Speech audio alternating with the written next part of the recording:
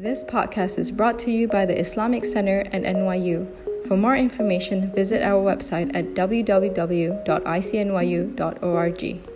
So I think building off of our conversations from last couple of weeks, I thought we'd delve a little bit deeper now into a discussion on the self and self-development. We started by watching Blood Brothers. That was a documentary on the relationship between Malcolm X and Muhammad Ali, and Allah's mercy be upon both of them. And then last week, we looked at a particular hadith that essentially says that the entire earth is a masjid, but along the prism and frame of meaning, not just like you can pray wherever you want, but essentially that if the whole world is a place where someone can pray, it means that the whole world is a place that someone can be Muslim also. And to recognize, well, what becomes challenging for us in being able to just manifest our religious identity in different settings and different places.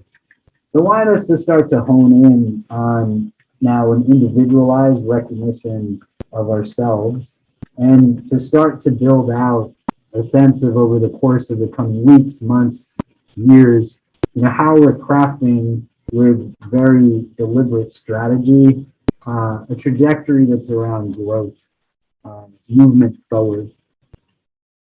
When we talk about the self, like what are we referring to? What does it mean? What do you think? What's the self? Or how about this, just to get us going? If you guys want to talk in small groups, maybe like 2 or 3 people, and this is like our prompt. Like, what is the self? And for those who are on the Zoom as well, just if you want to reflect, what do we mean when we're talking about the self? So feel free to break into little groups. What does this mean, the self? Yeah, and then we'll come back in just a few minutes.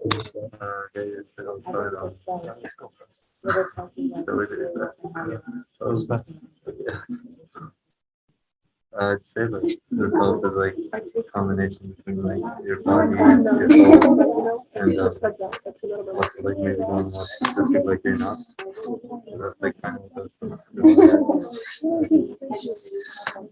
yeah. So that's what I think is self. Well, I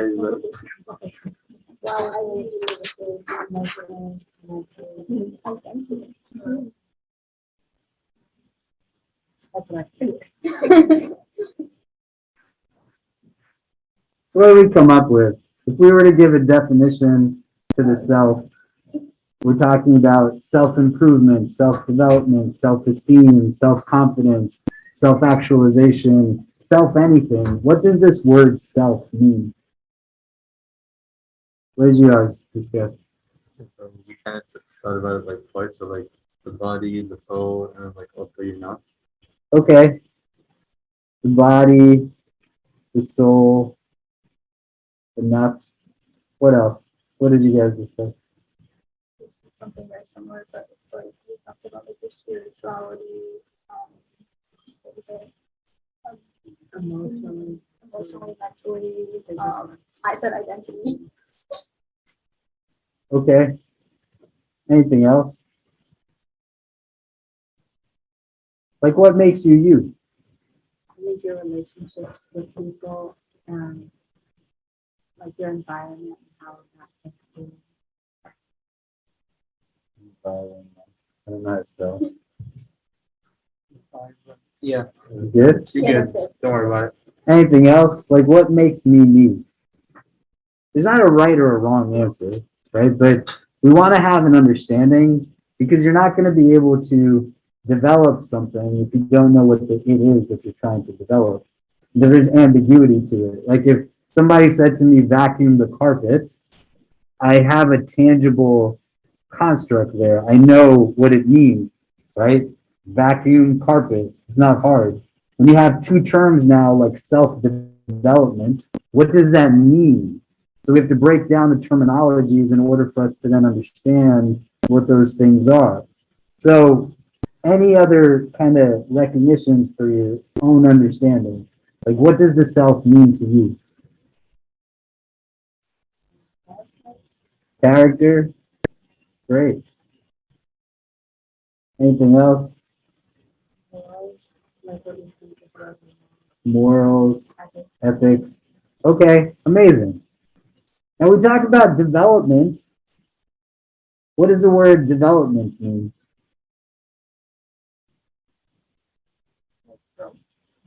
Yeah, it's not a trick question. Growth. What else? Change.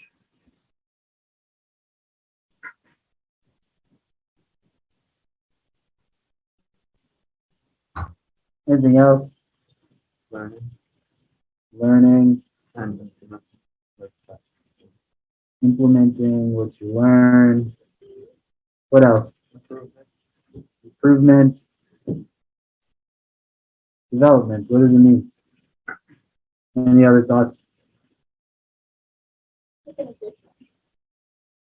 Addition. Added on to past knowledge or past things, so just like how you are before. Like Okay. Add on to your character. Continuity to it. Yeah. Great. None of these are bad things, right? Like growth is not bad. Change is not bad necessarily. Learning and acting upon what you learn, also not bad. Improvement, having continuity to it is also not problematic. These are all good things. So individually now, if we start to combine these two, whether we're looking at it in terms of characters, morals, ethics, relationships, spiritual selves, emotional, mental, physical, the body, the soul, the nafs. If I was to ask you in these holistic sense of you, where you have a particular trajectory for your own growth or a strategy around improvement, what would you be able to point to? Because we live in a world that is constantly saying, find your purpose, find your purpose, find your purpose, right? In my opinion, if people were telling us more so to live in pursuit of holistic wellness as opposed to individual gain and purpose, we'd likely see a lot more change in terms of how things function. But if you can't see yourself as an entire individual that has lived experiences that have literally gone through in your day to day, every day since you've been alive. Or to then think about a trajectory moving forward that is not just about gains of the physical or gains of the material, but a development strategy to you in your entirety. Why is this important? Why is this something that we want to do?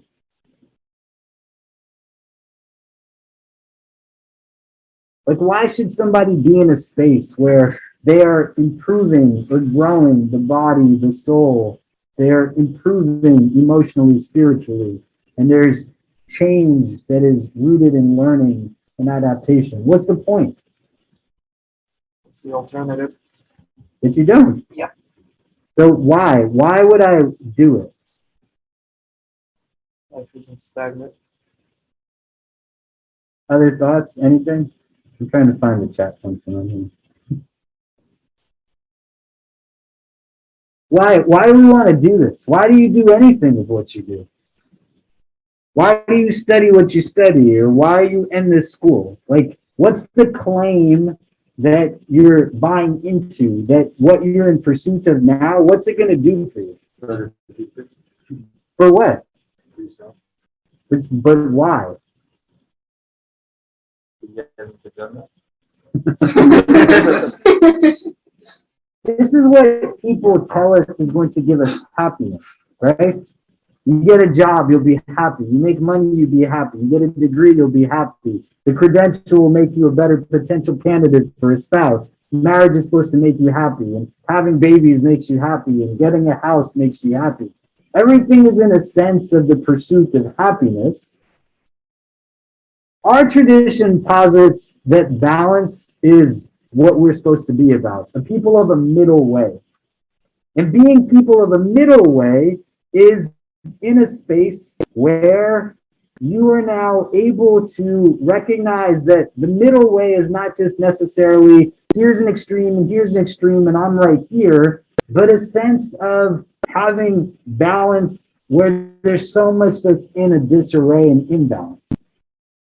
And balance can't come if the only understanding you have of yourself or what you grow is just the mental, or just the body, or just character, or just your spiritual self.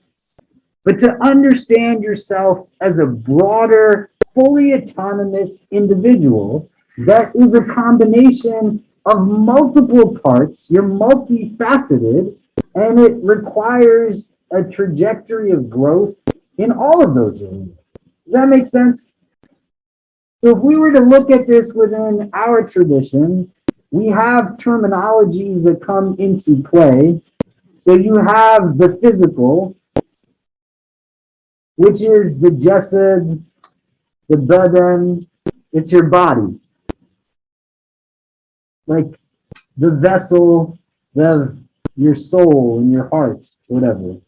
You can see it, right? It's there. Everybody has a body, right? Yes. You have what's called the aql, the intellect. You have the qalb, the spiritual heart. You have the nafs, which is the ego, the lower self.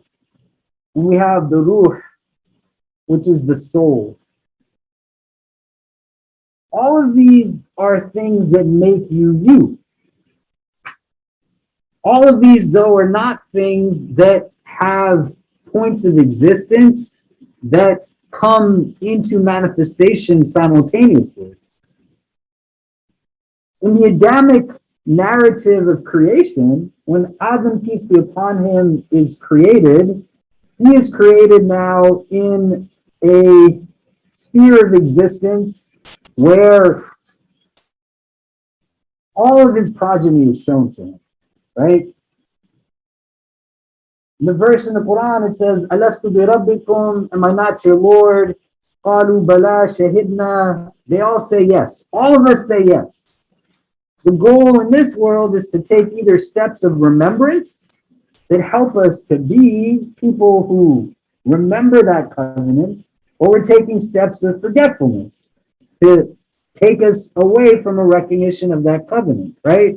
May Allah make us from the zakirin, people of remembrance. The souls, when they're created, they exist in this abode of the arwah, where your ruh is before it enters into this worldly plane. So it's in a space now where it precedes the existence of the physical. When your soul moves from that existence into this worldly existence, it goes into a second realm. So the first place that we're in is in a place that is an abode of souls, right? First existence, souls all together, right? We're all there. We go from there now into the womb. It's called the rahim. There's a deep reflection point here that the first transition that Allah puts us in now from the abode of the arwah is to be in an abode of mercy. The womb, the rahim, is derived from the same root as mercy, rahmah. And there's hadith that say that the rahim is essentially forged, it's an extension, a branch from Ar-Rahman. And from that womb, you have now an entrance point into the dunya, the worldly existence. That's where we're at right now. There's some who haven't gotten here yet, right? Because we weren't told like we're the last batch of humanity. There's going to be individuals that continue to be birthed into this world. What's remarkable is that when a child is born, one of my teachers, he said, you know why people love babies so much? Whether it's their babies or not, whether it's a cute baby or an ugly baby, right? And there's no ugly babies, right? Yeah. It's not because they smell a certain way or because, you remember having your own children or whatever else. He said that why people are so attracted to these new infants is that their souls have not been impacted now by the material world. They're just in a state of like real light and illumination. You can think about this also. If you've ever been blessed to witness somebody taking their shahada and converting to Islam, everybody jumps up and down and they're super happy for the most part. But that person also is in a state where what our tradition says through the Quranic verse is that their entrance into the faith turns their bad deeds into good deeds by some interpretations. In other interpretations, it says that everything good they did counts and the bad is erased. But essentially, they're just in this state anew again, right? You're happy because you're feeding off of the luminosity of a soul that just exists in this way that doesn't have anything problematic with it. That soul is now moving into a physical state of existence. The jasad and the badan is interjected in a dunyawi sense. But the nafs also doesn't exist prior to this worldly existence, right? Like the nafs is just coming into play here. It's not coming into play someplace else. And the movement forward now as you go from the dunya into a fourth realm that we call the barzakh. It's an intermediary realm. It's where the grave is. Right? May Allah make the best of our deeds the last of our deeds. From there, you have a day of judgment. And then you have eternity. And so as a creation, we are created, but we are created for eternal existence. These spheres now of existence that we go through, these realms of existence, they play different roles. Barzakh, the grave, is meant to be a potential place of rest, a place of slumber. Right? There's narrations in our tradition that say that for those who do well in this worldly existence, the rest they have in the grave is like the rest of a newlywed couple on their wedding night. It's just like peaceful. The day of judgment is a day of balance and accounting. It's where like the questions of why will be answered. Everything is going to be made whole and restituted. The Quran says, like the ram with no horns is going to have recompense against the ram that has horns. Everything's going to get its due, and balance is going to be restored. But you can't do anything actively on the day of judgment. You can't say, Ya Allah, let me go and forgive that person who apologized to me. Or let me go say sorry for the gossiping or the lying.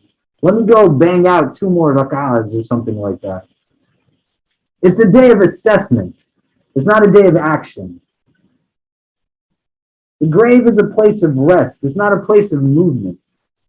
People in this world, which is a world of action, can do things to benefit you in those worlds, but you can't.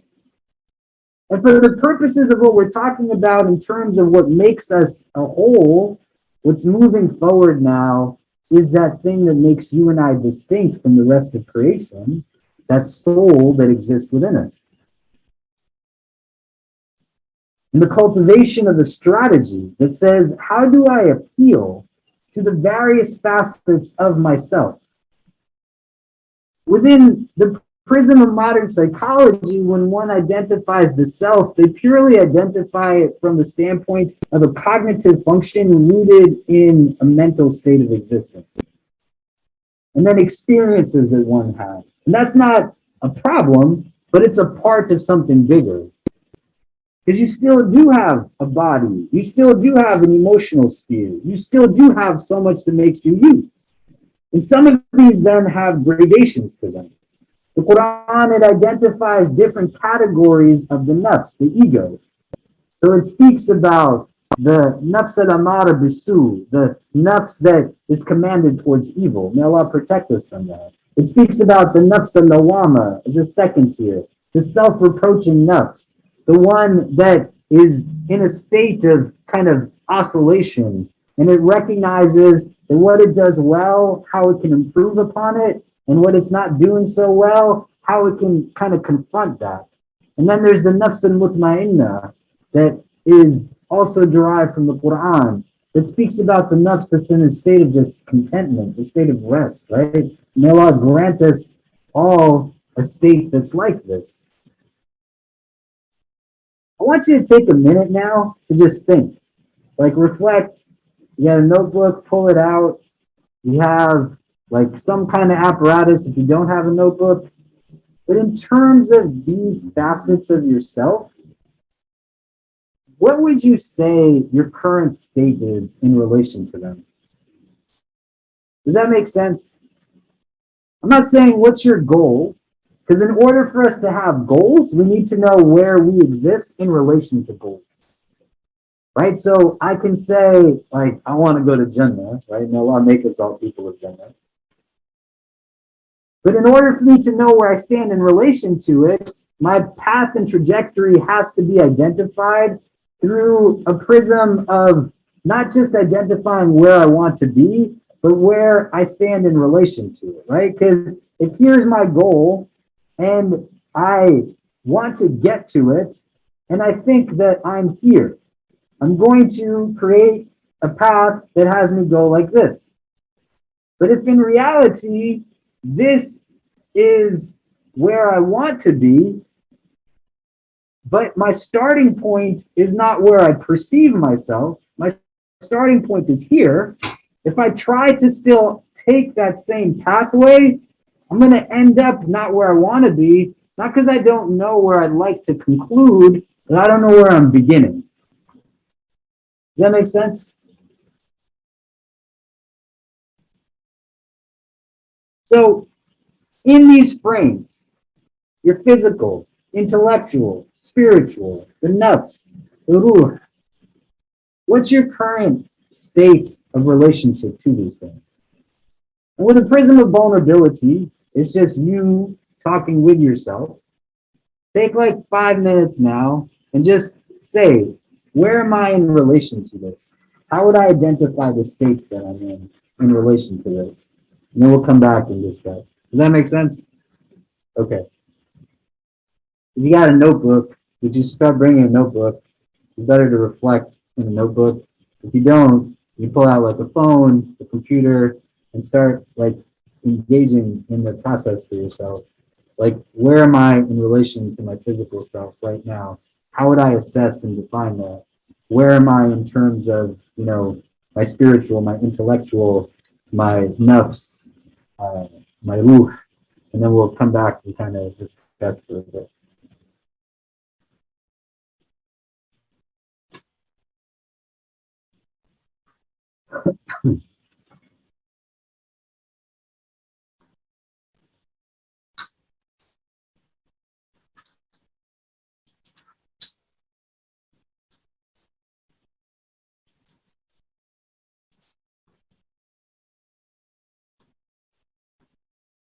Are people on the Zoom seeing my screen or seeing me?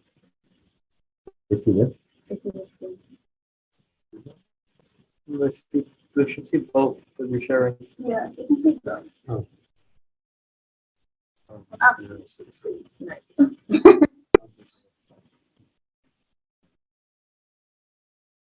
Or maybe not. I guess they can see both. Okay. Yeah. Okay. So, sorry to interrupt. Go ahead.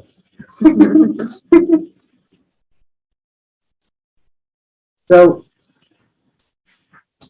you don't have to say what you wrote down, but just as a process, like what came up? Was there things that were surprising to you as you were reflecting? Were things that you felt good about, things that were difficult? How was that just in reflecting on those various facets of yourself? What are some of the things that came up as you were writing things down? What did you notice? Anything you were surprised about? Oh, go ahead. I think it's more difficult for the soul. Know how to It was more difficult for the soul part. Yeah. Okay. Yeah, I agree with that. I had a lot of uncertainty. Like, I didn't know what questions to ask in terms of my soul and even the state of my other aspects. Meaning like your physical state. Physical, upper, spiritual, heart. Okay. What else? Yeah. Weirdly, I felt kind of the opposite, where I kind of could like tell like where my soul was at, but like physically, I was like oddly and surprisingly like kind of unsure. Like I felt very uncertain about how I'm doing physically. I guess because like I think I just have a tendency of like convincing myself I physically feel some way when I probably actually don't. Okay. Anyone else? Anything interesting come up for you as you're reflecting? Yeah. When I'm also reflecting, I kind of focus more on the negative stuff, generally speaking. That's I don't think too much about the other stuff. You also were yeah. more I negative. found a lot of negative stuff more than positive. Okay. Does anybody else have that experience? Yeah. More negative? Did anybody have a positive experience? No. So reflection is not self-deprecation, right? And we don't want it to be self-deprecation. Just like contemplation is not rumination. And they're not just words that rhyme, they have meaning. So when you self-deprecate, you're giving like shaitan access to victory over you. The Prophet ﷺ has a companion who used to have trouble drinking alcohol publicly. And he would come to take the had punishment for it. And when he would come to do so, people would speak poorly of this person. And the Prophet ﷺ would say to them, don't say such things. He loves God and his messenger. And in other narrations, he would say that don't assist shaitan in victory over your brother. He loves God and his messenger. And people struggle. Most people don't turn towards haram because they're bad people. People turn towards haram because they don't have community support. I had a woman in our community email me this morning who, mashallah, wrote in her email she's been sober for 9 years. And her email was a note of thanks to the community on a whole, right? And this morning, I also got an email from another sister, another part of the country, who says, I'm struggling with my drinking, and I don't know who to turn to, so I feel like everybody is just going to judge me. The one who's gone 9 years sober is because she has people who in this community accept her for a whole person and help her to take it day by day and to recognize that she can get to a place and move forward. The one who struggles is somebody who believes that she cannot overcome because everyone will only see her through that prism. And more importantly, she only sees herself through that way as well. And so you don't want to be a means through which shaitan has victory over others, but you also don't want to be the means through which shaitan has victory over you. And there's a nuance that's there, but it's important to recognize, like, you are beautiful because God says he made you beautiful. لَقَدْ خَلَقْنَا الْإِنسَانَ فِي أَحْسَنِ تَقْوِيمٍ, the Quran says. We made humanity in the most beautiful of forms. That's the default set that you're in. A good person can still be better, right? The nafs al-lawama, which is the state that most of us are in, is a state that recognizes where you have areas of improvement and where what you do well, you can do better. But in order to understand what you can do well better, you first have to be able to admit that you do certain things well. And if it's hard to recognize your own lights and your own beauty, like, that's what shaitan does not want you to do. The Quran, it juxtaposes quite often elements of light and elements of shadows, right? Nur and dhil. And the shadow exists through the presence of light, But if the shadow now starts to overwhelm your perspective and it's telling you to only see yourself in terms of what's not there and what's lacking and what's inadequate, you're going to give yourself a headache. But God forbid, you're going to start seeing other people like that too. Right? Like, show me hadith where the Prophet ﷺ's default is to point out what's wrong with somebody, versus to find what's inherently good within them and empower them through that, to remind them that they possess something that's good. How you see people will not tell you just about them, but how you see people will tell you a lot about yourself. The husn of the Prophet ﷺ, his state of ihsan, helped him to see what was inherently good within people and empower them through that, right? How you see yourself as well is important. Does this make sense? Right? So we're not going to get to a place of self-growth if we believe already that we're the worst of the worst. Everybody's got things that they can improve upon. But that improvement necessitates a starting point that's also still rooted in an element of positivity. Where do you think it comes from, the negative frame and the negative prism that we constantly see ourselves through? Again, it's not a right or a wrong. Like, what are some of the potential sources? Why is that like a default? If I say think about yourself, why do you think about yourself negatively at first? I think about what I need to work on, not what's already there. But that's not what you said. There's a difference between having a growth mindset to say that here's what I can improve versus having a mindset that says I'm terrible. You see what I mean? Right? Get your hand raised. I mean, I don't know if this is too simple of an answer. Your mask is so stylish. Yeah. And it matches your hoodie so well too. Yeah, I was so stupid. I don't know. Okay, anyway. I think, I mean, this might be simple of an answer, but I feel like if you're just simply insecure, you're just going to be very easy to blame yourself more often. No, it's not a simple answer. And you just did what I said don't do. Right? You can't even answer without hating on yourself before you answer. You see what I mean? Right? Where does it come from? That's not humility, right? You don't want to interject doubt is a premise to your statements, because there's certain things you know how to do. And it's not arrogance to say I know how to. Do you feel arrogant when you know how to clean your dishes? No, you know how to make your bed. So if you know how to make wudu, you know how to make wudu. Then you move on to the next thing. When you can start to admit that you know how to be kind, that you actually know how to be compassionate, then you can ask yourself, well, why am I not doing it? Why am I only extending greetings to people who look a certain way? Why am I only interacting and inviting people who come from certain backgrounds? Why do I hesitate in opening up circles of engagement and interaction as a point of productive growth? But the recognition of your potential of a catalyst of goodness and beauty then also removes the excuses of why you're not living up to it, right?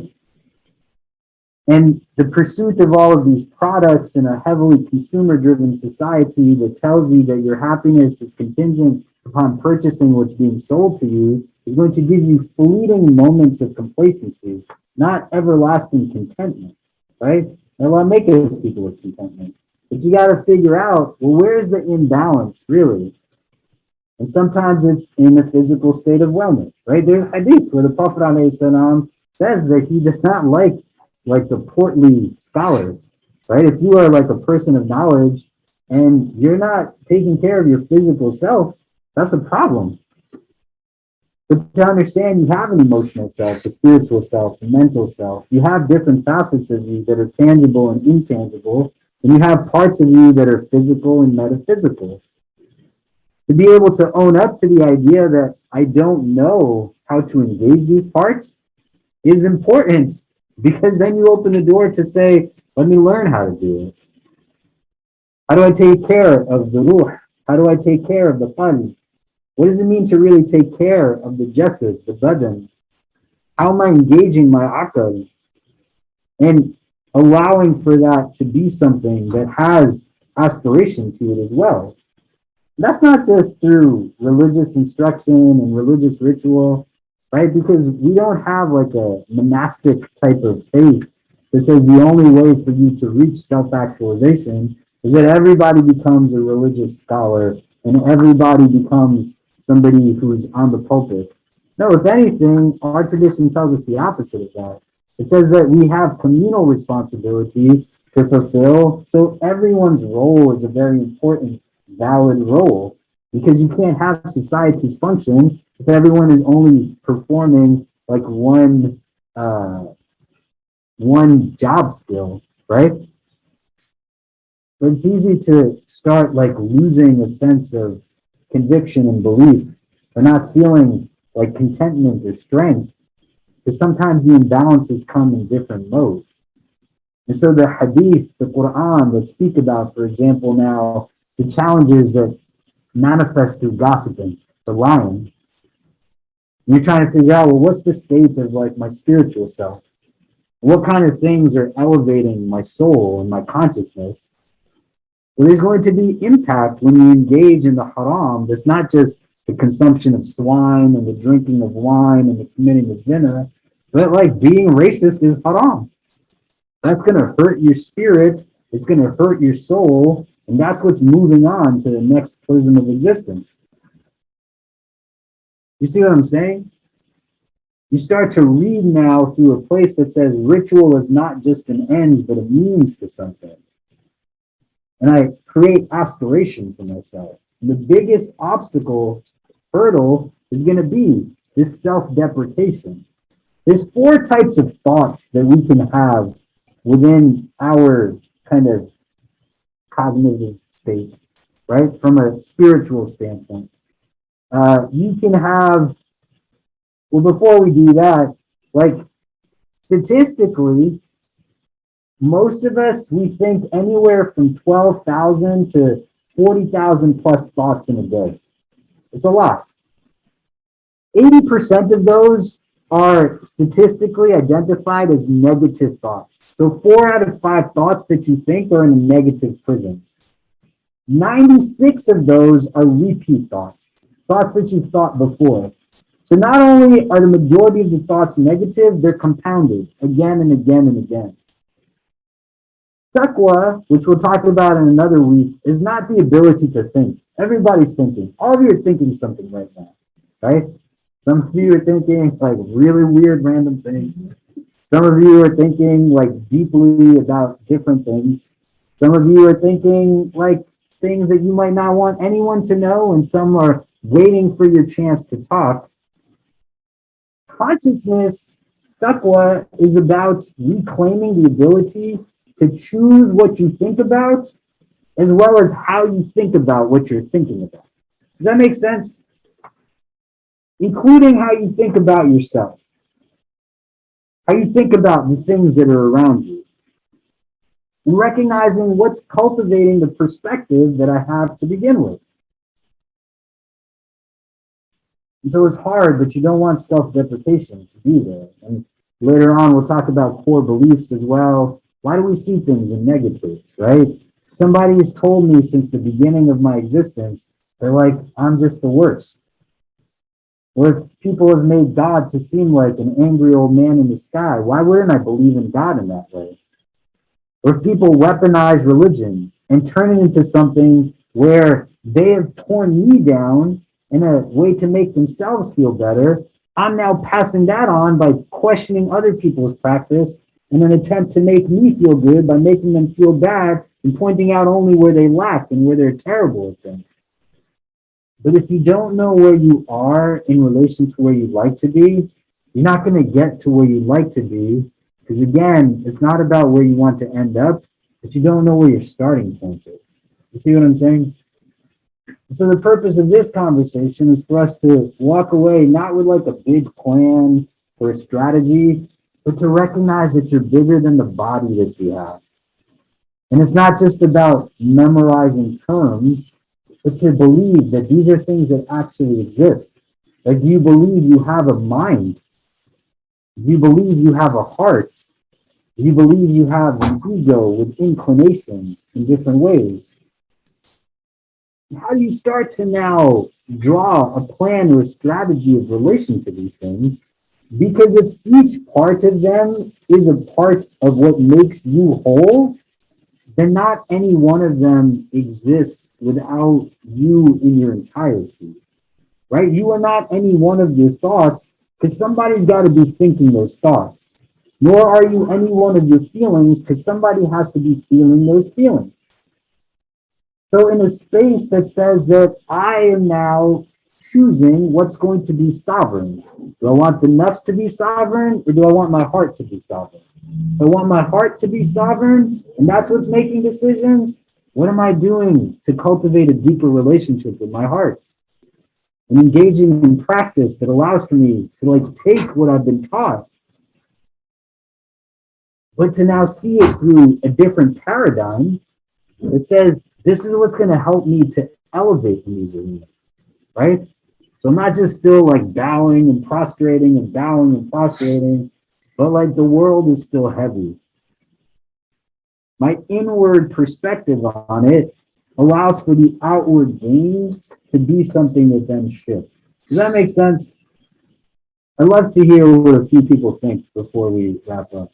I know I promised that we're not going to go super over time this week, so we're going to wrap up soon. So what does it make you think? Like, what does it bring up for you?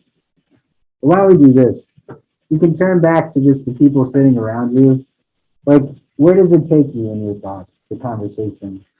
Questions, comments, like anything, even if it's confusion. But so that we're all talking to each other and we're in a place where we can explore that. And then we'll come back and we'll debrief on it.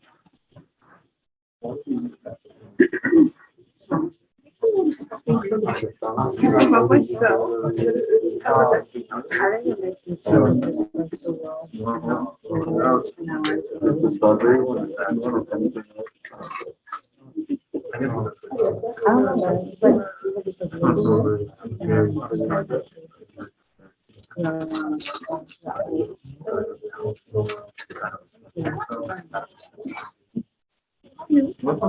people just Wow, I'm really gonna be the best about today. I think it's like why do I say so many why so self-deprecating? Something like really, it's like really bad. You don't want to something I think like we're pretty do that. Like another thing that you guys thought is that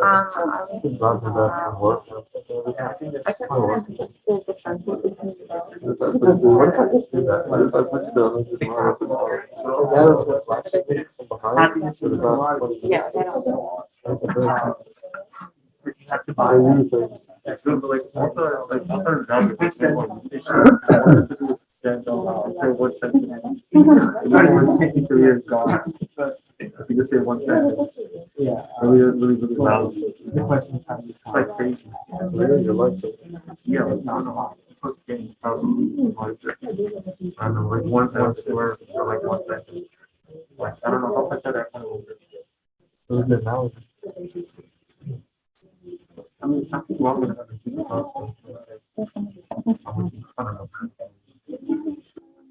What do we talk about just as we're wrapping up? What did you guys come up with? Yeah. Have you heard of intrusive thoughts? I have heard of intrusive So thoughts. it's like when you're driving, sometimes you think, what if I? So like when you say controlling what you think, that's what comes to mind. Okay. That's it. That's what we got. Yeah, go. What else? In the plane? You think like that when you're riding in a plane, you said? I always think I don't know. My goodness. Yeah, go ahead. I like kind of to offshoot off of that. I was thinking more of like, why do I really think like this? Like, what's the reason behind that I self-deprecate or keep myself in such a like negative bubble? What did you come up with? Oh, they're not pretty. This is gonna get me such a downer. Okay. I mean, it was like I feel like sometimes it's like I well, number one, I think like because I tell myself that if I let myself think positively about myself, it'll like develop like a negative ego, like I be arrogant, which I don't know why, but like it's just like something I think I believe in. I think it could have this because I have a tendency to compare myself to a lot of people, and so it's like I've always been told like growing up that like to be the best, I like had not necessarily the best for myself, but like whatever I chose to do with my life, I had to be the best out of everyone. So this kind of like pushed me into this like sphere of like, okay, well, there's my friend. He's over there doing so well, and I'm over here doing the same things, but I don't have the same results. And so like I didn't feel like I was the best, and I was working more so to be like I was essentially comparing myself to everyone. And so like it kind of led into that idea of self-deprecation where if all you see is everybody else's results and not your own, then how are you gonna feel good about yourself? Mm. Yeah, that's hard. Part of the process, and that's why I say, like, you pay attention to what comes up. You don't have to name it or make a conclusion on it, but you start to see what's arising, like what's getting in the way, so that you can then figure out when it makes sense, how do I address this, right? You're not good because you're better than someone else. You're good because you're good. You don't. That doesn't mean that someone else also is not good, right? We want to be a community. We want to be people who are able to celebrate achievement and successes of the other, right? To find joy in other people's happiness. And to not have to live in a way where someone else must have not in order for me to have. You see? And a recognition of something like this becomes important so that I can now say to myself, well, what gets in the way? What's building that? So I can deconstruct and then construct a different prism of perspective. But if you're never thinking about the various parts that make you you, like character, integrity, the body, spirituality, emotionally, mentally, spiritually, whatever, or when you think about it, you're thinking about it only in a prism of negatives and like either where somebody else is terrible or like where you're terrible, there's also not going to be a productive movement forward. You see what I mean? So what I would like for people to do is just sit with us a little bit between next week, this week, and next week, and for us to spend some time, like come back to it later. And you want to start, like we call it a reflections halaqa, because we want to actually reflect like upon something. You're reflecting back upon yourself, right? We're gonna do, for example, this week where we talk about dua. And what I'm gonna ask you to do is like write your own duas out. I write down a lot of duas. Some of you have heard me make dua. You've seen me like read duas that I write down. It makes a big difference when you're bringing presence and reflection and contemplation, and it transforms the experience when you're just sitting in modes of contemplation on things, right? Imam al-Haddad, rahimahullah, he says that reflection is the lamp of the heart. When it departs from it, there's no light in it, right? So you got to come ready to be able to not confront yourself. You're not fighting yourself, but you're equipping yourself now with an arsenal that's already there at your disposal. But most of the world teaches us to live in denial of it so that they can continue to sell us things, as was said, and we can chase after fleeting things for happiness, right? You've probably seen like the same memes that I see all over the place. The people are like, why are you spending $1,100 on a telephone where it's like a percentage of a down payment on a house that you can buy? And you're going to utilize the phone in the same way functionally as the phone you already have because you think it's going to give you something that it's actually not. And the imbalances that you're seeking to remedy are not based off of whether you own one of these things or not. Because now if everybody has one, like, do you ever sit and really think about, oh man, someone does not have one of these things? But you start to look and you have like real conversation with yourself. And part of that's about productive interaction that says that, you know what, I do like speak poorly about people. And that definitely is going to impact like my wellness. I am not kind. Versus like, thank God, like I'm kind. You know, the beginning part of COVID, and we'll wrap up here. One of the things that I became so grateful for was, alhamdulillah, that I had the ni'mah, the gift, the blessing of Islam. Because I saw people in New York City, man, who were doing disgusting things. For every person that was willing to forgive rent, there was women reaching out to our community. We raised about $7 million in COVID relief funds and dispersing it to individuals in micro cash grants. We had conversations with them individually. There were mothers with like little kids, single families, who their landlords were saying, we'll forgive your rent if you sleep with Eskimos. That's a potential of humanity. It's a dark potential, but it's a potential. I was talking to people in one of my classes today, and then Ham and I were talking about it briefly outside of my office, where these guys sent a letter to black students at UMass. It's just like, aside from the fact that you have these thoughts of people, the fact that you feel bold enough to share that kind of nonsense with somebody is telling of the kind of person you are. There's potential for people to get to that place. You telling me those kind of things are not impacting people's souls? Or impacting like people's hearts?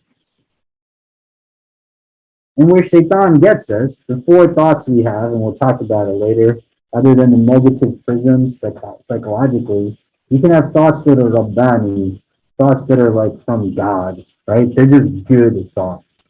Malakani thoughts, like angelic thoughts. These are the type of thoughts that are going to say that do like the extra stuff. Sit down and make dua after you've prayed, right? Don't leave like before you give greetings to people.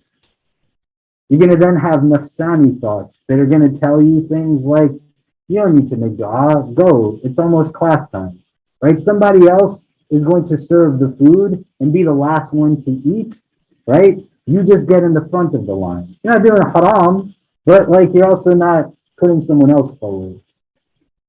And then shaitani thoughts are the kind of thoughts that are going to be like, you just don't pray. It's okay. There's a justification to say poor things about that person. I'm like, no, man. Like, what are you saying? Even where you think there's goodness, there's potential problems. I was a TA at a local CUNY school when I was an undergrad here. And I remember going into the prayer room of that school in the middle of the winter. It was snowing. And I had gone to make wudu and came back to pray. And there's a small musalla. There's a guy leaning against the wall, like he was like the boss of this place. And not to stereotype him, big beard, glasses. And some guy came behind me and he was like, let's pray together. And I said, sure. And we prayed, I think, Zohar or Asr together.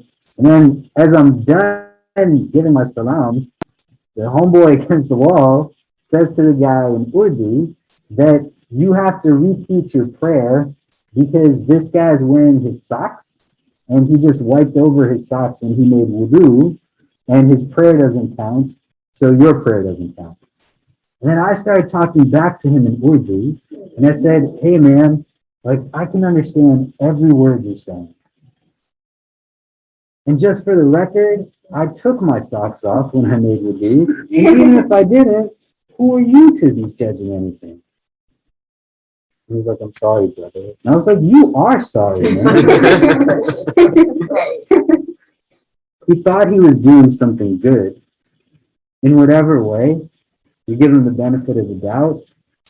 And when shaitan can get you under the guise of goodness to be hurtful, that's not good, man. And so you want to be able to inventory, right? In retrospect, you think back to the day, like what did I achieve and what could I have done better?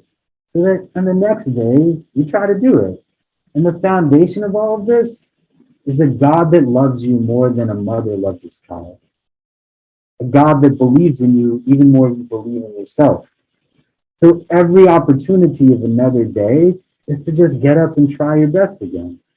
And to be able to say, I lived well today, I'm going to live better tomorrow. I didn't live so well today, then I'm going to do better tomorrow. Because I'm not in pursuit of people who are foolish. I'm in pursuit of a God who's looking for a reason to accept him, right?